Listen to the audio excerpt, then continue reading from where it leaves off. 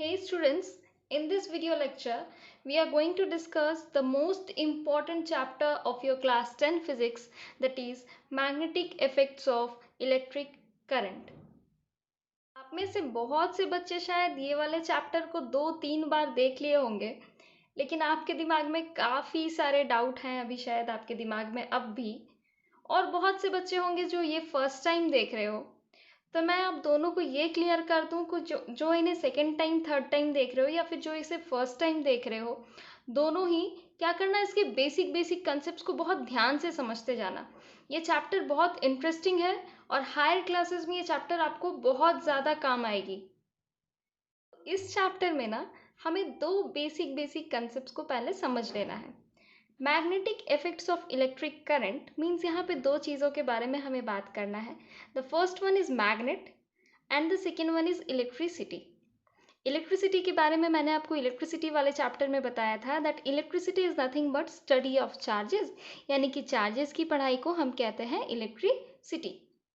और मैग्नेट क्या है? आप में से बहुतों को पता है कि मैग्नेट कुछ इस तरीके का दिखता है। मैग्नेट इस तरीके का दिखता तो है, ये तो ठीक है, लेकिन इसका definition that it is an object that attracts objects made of iron, cobalt या फिर निकल। मैग्नेट क्या रहता है? दूसरे ऑब्जेक्ट्स को या फिर दूसरे मैग्नेट्स को ये क्या करता है? अपने और अट्रैक्ट करता है ना।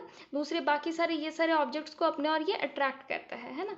तो मैग्नेट क्या है? एक इस तरीके का ऑब्जेक्ट जो कि कोई भी ऑब्जेक्ट अगर दूसरा कोई ऑब्जेक्ट अगर आयरन का या फिर कोबाल्ट का या फिर निकल का बना हुआ है, तो उन सारे ऑब्जेक्ट्स को ये क्या करता है? अपनी ओर अट्रैक्ट करता है। अच्छा, नेक्स्ट पॉइंट क्या बताया गया हमें मैग्नेट के बारे में? It comes to rest in north south direction when suspended freely. Means अगर आप मैग्नेट को ऐसे ही इसी तरह अगर फ्रीली अगर आप छोड़ दो, मीन्स अगर आप इसमें कुछ भी फोर्स ना लगाओ मैग्नेट पे, तो ये क्या करेगा? ये नॉर्थ और साउथ डायरेक्शन पे ये क्या करेगा? ये पॉइंट करेगा। नॉर्थ साउथ डायरेक्शन में ये यही दोनों डायरेक्शन में ये पॉइंट करेगा। It will not point you in east और वेस्ट डायरेक्शन में ये नहीं पॉइंट करेगा। It will point towards north and south direction only. तो ये तो हमने बात कर लिया मैग्नेट और इलेक्ट्रिसिटी के बारे में, लेकिन इस चैप्टर में हमें और भी दो बेसिक बेसिक कंसेप्ट, जो बेसिकली ब्रॉडली क्लासीफाई करोगे इस चैप्टर को, तो आपको दो बेसिक बेसिक कंसेप्ट को समझना है।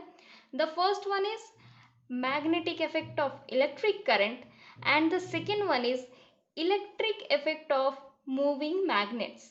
ठीक है, मैं आपको सारा ही डिटेल्स में बताते चलूंगी इस चैप्टर में, आप बहुत ध्यान से इसे समझते चलना। तो इस चैप्टर में हमें इन दोनों टॉपिक के बारे में समझना है। The first one is magnetic effect of electric current and the second one is electric effect of moving magnets. तो हम पहले ये समझ लेते हैं कि magnetic effect of electric current का मतलब यहाँ पे बताना क्या चाह रहा है। इसका मतलब ये हो गया कि जब भी आप किसी भी कंडक्टर से, ऑब्वियसली कंडक्टर से ही इलेक्ट्रिसिटी पास होगा, तो जब भी आप किसी भी एक कंडक्टर से इलेक्ट्रिसिटी पास कराओगे, यानी कि आप इलेक्ट्रिक करंट पास कराओगे, तो एक मैग्नेटिक इफेक्ट जनरेट होगा। मतलब इलेक्ट्रिसिटी की वजह से मैग्नेटिज्म जनरेट होगा। एंड इस वाले का क्या मतलब है? Electric effect of moving magnets means just reverse होगा यहाँ पे, इसका रिवर्स होगा यहाँ पे, यानी कि जब आप मैग्नेट्स को मूव कराओगे ना, तो क्या जनरेट होगा? इलेक्ट्रिसिटी जनरेट होगा। बड़ा ही इंटरेस्टिंग सा लगेगा स्टूडेंट्स ये चैप्टर, बहुत ही ईजी है, बहुत ही इम्पॉर्टेंट भी है, और बहुत मज़ा आ जाएगा इसे बस समझने में। बहुत ध्यान से इसके बेसिक बेसिक से कंसेप्ट को आप बस समझते चले जाओ। ठीक है, मैं एक और बार बता दूं, magnetic effect of electric current का मतलब इलेक्ट्रिसिटी की वजह से मैग्नेटिक इफेक्ट जनरेट होगा, और electric effect of moving magnets का मतलब आप जब मैग्नेट्स को मूव कराओगे, ठीक है, तो क्या होगा? इलेक्ट्रिक इफेक्ट जनरेट होगा। हम ये सारे के बारे में डिटेल्स में समझते चले जाएंगे। ठीक है, तो अगर आप magnetic effect of electric current का अगर आप एग्जाम्पल पूछो कि मैम इसका प्रैक्टिकल एग्जाम्पल क्या है, तो इसका प्रैक्टिकल एग्जाम हो जाता है इलेक्ट्रिक मोटर, जिसके बारे में हम डिटेल्स में पढ़ने ही वाले हैं, बट मैं आपको एक ओवरव्यू बता दूं कि magnetic effects of electric current का एग्जाम्पल हो गया electric motor, and electric effects of moving magnet का एग्जाम्पल हो गया इलेक्ट्रिक जनरेटर। अब ये समझ लो कि इस वाले को, यानी कि electric effect of moving magnets को हम EMI के नाम से भी जानते हैं, मतलब हम इसे इलेक्ट्रोमैग्नेटिक इंडक्शन भी कहते हैं। मतलब जब भी आपको इलेक्ट्रोमैग्नेटिक इंडक्शन का एग्जाम्पल पूछा जाए तो आप कह सकते हो कि इसका एग्जाम्पल है इलेक्ट्रिक जेनरेटर। और इलेक्ट्रोमैग्नेटिक इंडक्शन में क्या होता है, मैग्नेट्स मूव करने की वजह से इलेक्ट्रिक इफेक्ट जनरेट होता है, यानी कि इलेक्ट्रिसिटी जनरेट होता है बिकॉज ऑफ मूविंग मैग्नेट्स। अब आप ये समझ लो कि magnetic effect of electric current में हम क्या करते हैं। दो बेसिक से रूल्स हम यूज़ करते हैं। इन सारे रूल्स के बारे में हम डिटेल्स में आगे पढ़ेंगे स्टूडेंट्स, लेकिन अभी बस आप नाम जान लो इनका कि इसमें हम ये जो दो रूल यूज़ करते हैं, the first one is right hand thumb rule, जो कि दिखता है कुछ इस तरीके से, ठीक है। और दूसरा है क्या, फ्लेमिंग्स लेफ्ट हैंड रूल, जो कि दिखता है कुछ इस तरीके से।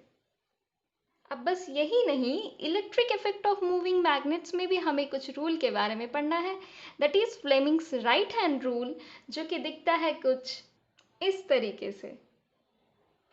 तो अब जब हम मैग्नेट्स की बात कर ही लिए हैं तो जान लेते हैं मैग्नेटिक फील्ड के बारे में।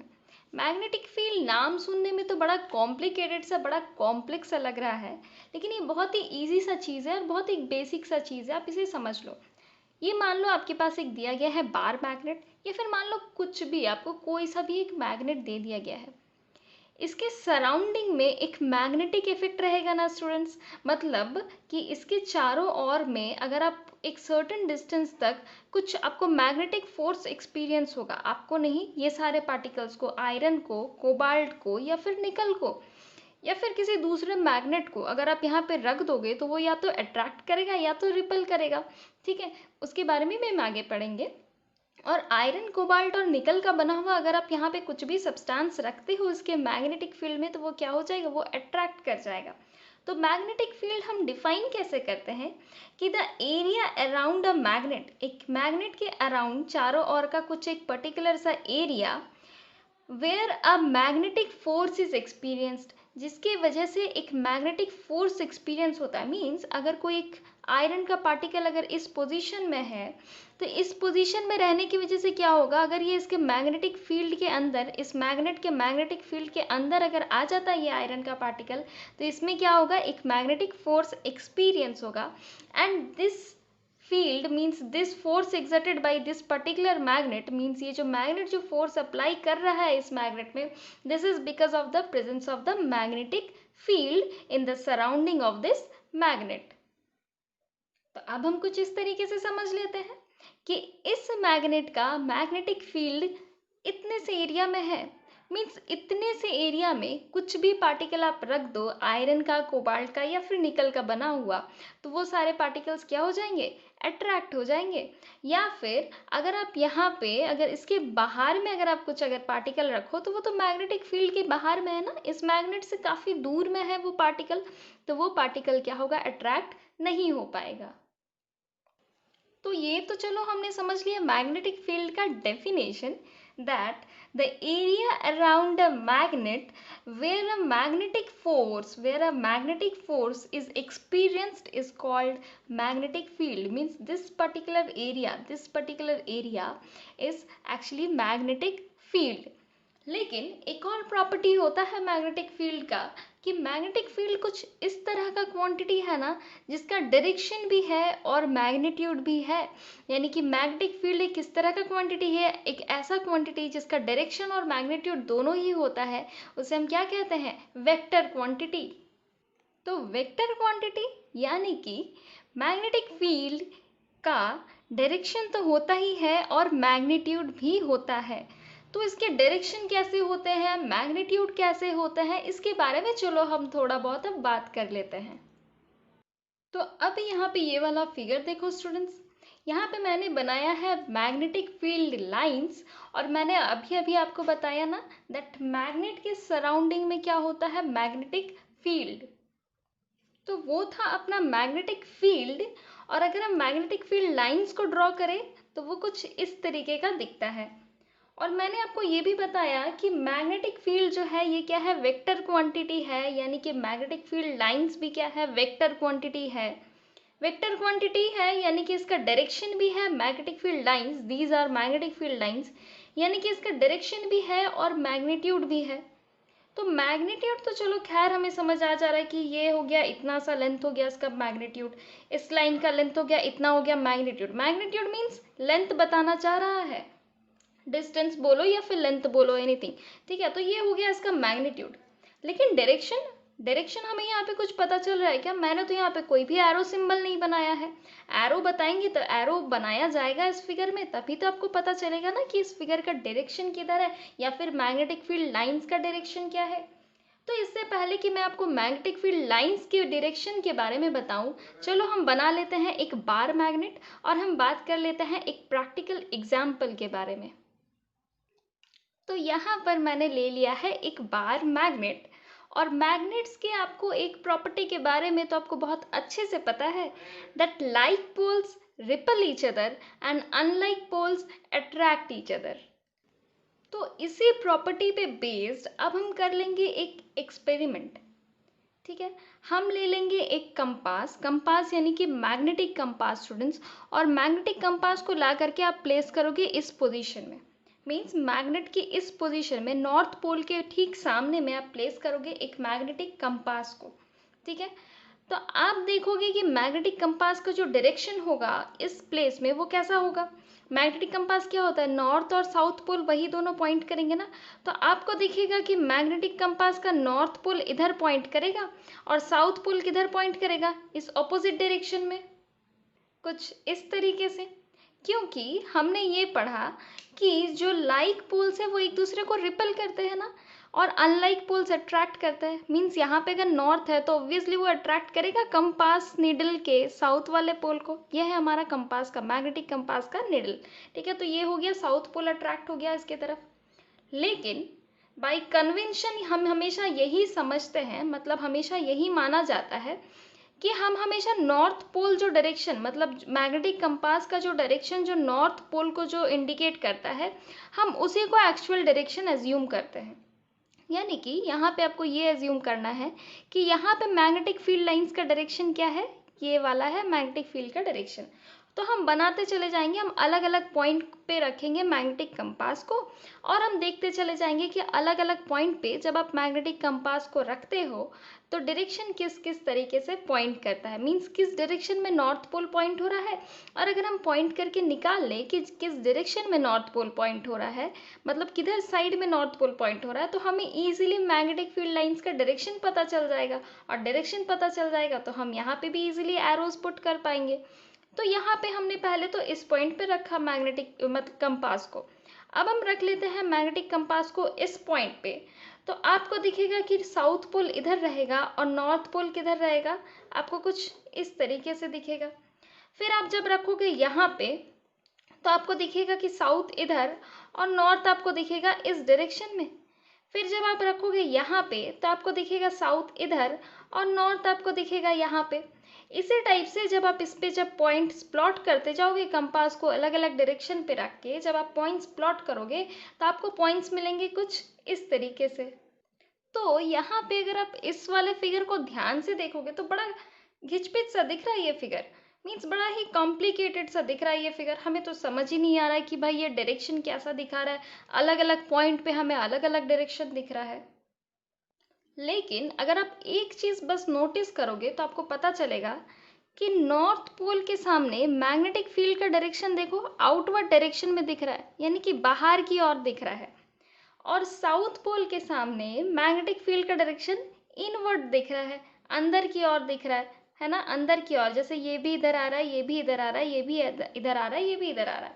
मीन साउथ पोल के सामने आपको ऐसा लग रहा है कि मैग्नेटिक फील्ड लाइंस जो है वो अंदर की तरफ जा रहा है, और नॉर्थ पोल के सामने हमें ऐसा लग रहा है कि वो बाहर की तरफ जा रहा है। यानी कि नॉर्थ पोल के सामने अगर हमें मैग्नेटिक फील्ड लाइंस को बनाना रहे डायरेक्शन, तो चूंकि ये वेक्टर क्वांटिटी है तो डायरेक्शन तो हमें यहाँ पे बनाना ही पड़ेगा। तो हम क्या करेंगे, इसे बाहर की ओर बता देंगे, क्योंकि नॉर्थ पोल की तरफ हमें दिख रहा है कि ये आउटवर्ड डायरेक्शन पॉइंट कर रहा है, और साउथ पोल की तरफ हमें दिख रहा है कि ये इनवर्ड डायरेक्शन पॉइंट कर रहा है। तो इस वाले पॉइंट से आप ये कंक्लूड कर सकते हो कि मैग्नेटिक फील्ड लाइंस जो है ये इमर्ज करता है, मीन्स निकलता है नॉर्थ पोल से, और मर्ज करता है मीन्स एंटर करता है साउथ पोल पे। मीन्स नॉर्थ पोल से निकला और साउथ पोल के अंदर गया, नॉर्थ पोल से निकला और साउथ पोल में एंटर करता है।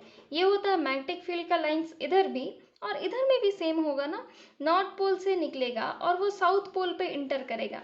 कुछ इस तरीके के डायरेक्शन का होता है अपना मैग्नेटिक फील्ड लाइंस का डायरेक्शन, जो कि नॉर्थ पोल से इमर्ज करता है और मर्ज या फिर इंटर कहाँ करता है, साउथ पोल में। तो ये तो चलो हमने पता कर लिया कि मैग्नेटिक फील्ड लाइंस का डायरेक्शन मैग्नेट के बाहर में कैसा रहता है, ये तो हमने पता कर लिया। लेकिन एक चीज़ हमेशा याद रखना कि ये जो मैग्नेटिक फील्ड लाइंस जो होते हैं ना, ये हमेशा क्या रहते हैं, क्लोज्ड लूप में रहते हैं। मीन्स ये बस ऐसा नहीं कि यहाँ से आया और यहाँ पे ख़त्म हो गया। ये क्या रहता है, ये से क्लोज्ड लूप, मीन्स इसके अंदर में भी ये मैग्नेटिक फील्ड लाइंस इसके अंदर में भी प्रेजेंट रहते हैं। मैग्नेट के अंदर में भी मैग्नेटिक फील्ड लाइंस प्रेजेंट रहते हैं, तभी तो ये सारे के सारे लूप क्लोज्ड रह पाएंगे ना, अदरवाइज तो ये लूप ऐसे ही रहेंगे। तो यहाँ तक अब हम समझ गए कि बाहर में तो डायरेक्शन चलो नॉर्थ टू साउथ होता है, नॉर्थ से इमर्ज होता है और साउथ पे मर्ज होता है। लेकिन मैग्नेटिक फील्ड लाइंस का डायरेक्शन इनसाइड द मैग्नेट कैसा रहेगा? तो ये बड़ा ही इजी सा है कि अगर ये इस पोल से अगर इसे क्लोज लूप बनाना है तो इस डायरेक्शन में आएगा, और ये किस डायरेक्शन से होकर के जाएगा, इस डायरेक्शन से होकर के जाएगा ना। और ये भी कुछ इसी तरीके से इस डायरेक्शन से होकर के इस डायरेक्शन से होकर के जाएगा। यानी कि मैग्नेटिक फील्ड लाइंस का डायरेक्शन आउटसाइड द मैग्नेट रहता है from north pole to south pole, and inside the magnet रहता है from south pole to north pole. अब एक और पॉइंट आता है, that is strength of magnetic field. मतलब मैग्नेटिक फील्ड का स्ट्रेंथ कैसा है, ये कैसे समझोगे?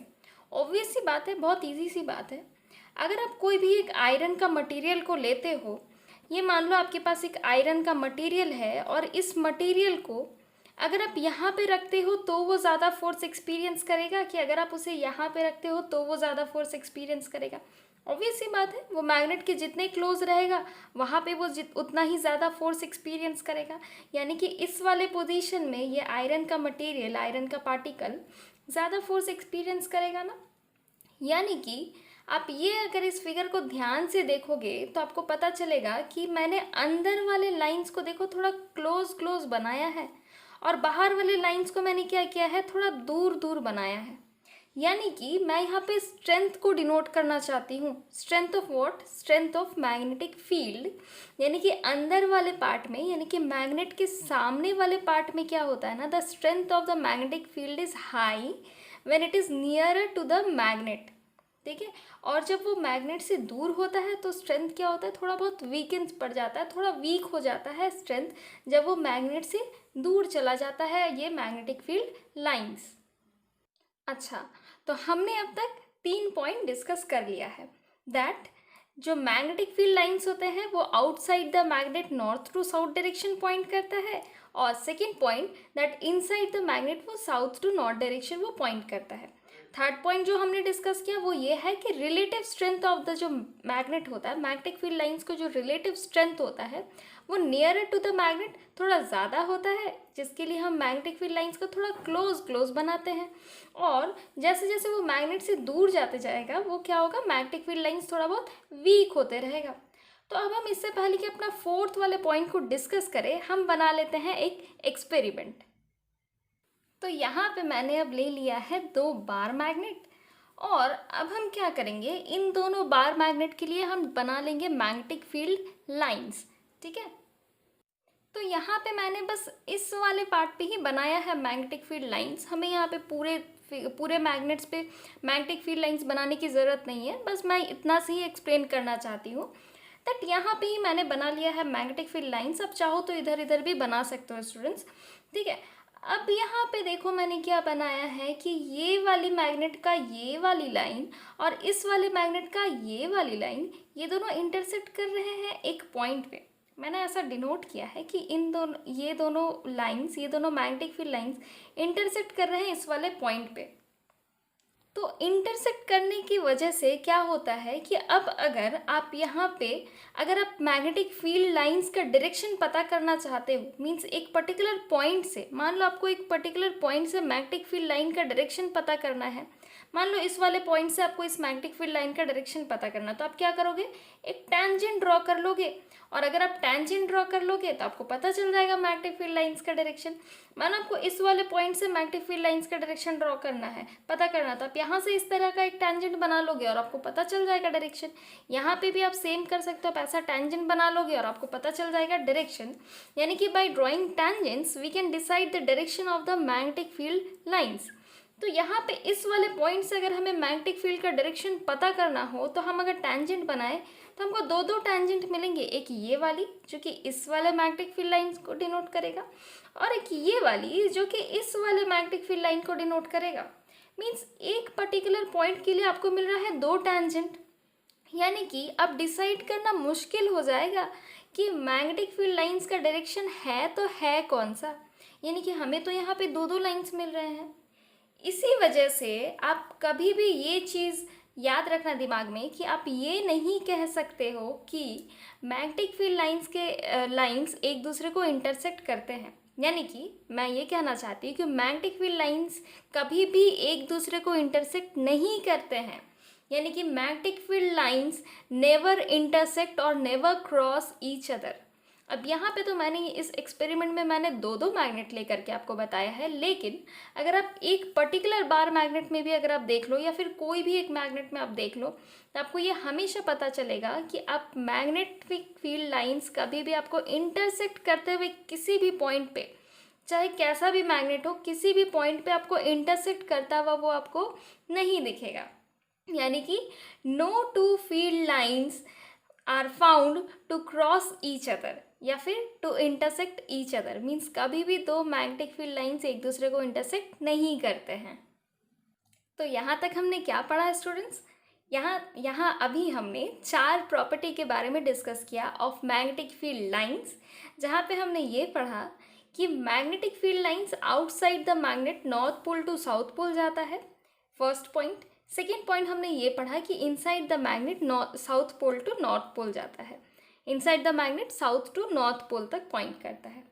थर्ड पॉइंट हमने ये पढ़ा कि जो रिलेटिव स्ट्रेंथ होता है मैग्नेटिक फील्ड लाइंस का, उसे हम डिनोट करते हैं कि वो लाइन कितना क्लोज है। जितना क्लोज लाइन आप बनाओगे वो मैग्नेटिक फील्ड लाइंस का स्ट्रेंथ उतना ही ज़्यादा हम बताएंगे, और जितना दूर लाइन बनाएंगे इसका मतलब यह है कि मैग्नेटिक फील्ड लाइंस का स्ट्रेंथ क्या है, मैग्नेटिक फील्ड का स्ट्रेंथ क्या है, उतना ही वीक है, उतना ही कम है। ये था थर्ड पॉइंट। और फोर्थ पॉइंट हमने क्या पढ़ा कि कभी भी दो मैग्नेटिक फील्ड लाइंस एक दूसरे को क्रॉस या फिर इंटरसेक्ट नहीं करते हैं। तो अगर आपको हमारी ये वीडियो अच्छी लगी हो तो इसे लाइक करना, हमारे चैनल को सब्सक्राइब करना और शेयर ज़रूर करना।